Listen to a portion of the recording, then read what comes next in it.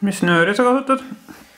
See on tavaline linane nöör, 2 millimeetrit, et noh, peaasi, et see nöör on siuke tugev ja noh, sobib ka siuke suvaline aga peaasi, et on tugev.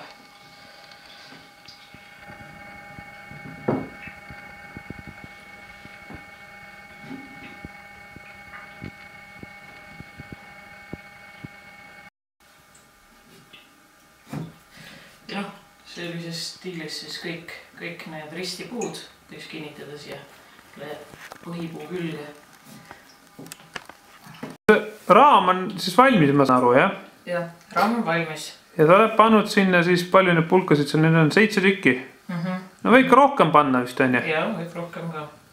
Aga põhiline on see, et see on siis see, kus teil jalg läheb, et see oleks niisugustest jämedatmatest pulkadest. Ahah, et see, kus siis oma jalg peale toetab, et see siis vähemalt 4 toekat pulka on ja siis muidu nad murduvad ära seal jala all, jah? Täpselt. Et siis need otsmised pulgad, mis siis on, seal on siis lumetoed ainult, jah? Täpselt, jah. See on siis koht, kus mis toetab lume peale. Ahah.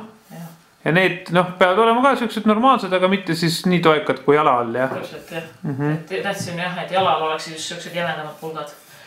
Okei, aga nüüd siis ma vaatan, et pulgad on sul pandud kõik siukse, enam-vähem 5–10 sendise vahega, et miks see siis nii on tehtud sul? See on just selle pärast, et siis kui ma hakkan siia selliseid peenikesi oksi vahele põimima, et siis saan siia ilusti põimida, et kui nad liiga tihedalt on, siis ma ei saa siit vahet läbi panna seda oksad, et siis nurk on liiga järsk, siis lõhub oksad ära ja jää niimoodi mugavalt ja hästi, jah?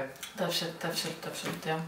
Okei, ja nüüd sa siis hakkad neid oksasid vahele punuma, jah? Jah, et siin kunsti ei olegi, et ei midagi erilist, lihtsalt teed tiira-taara sinna sinka-vonka selle oksa sinna vahele, jah? Jah. Ja siis tõmban siia ette kinni ja lükkan see serva, eks ju.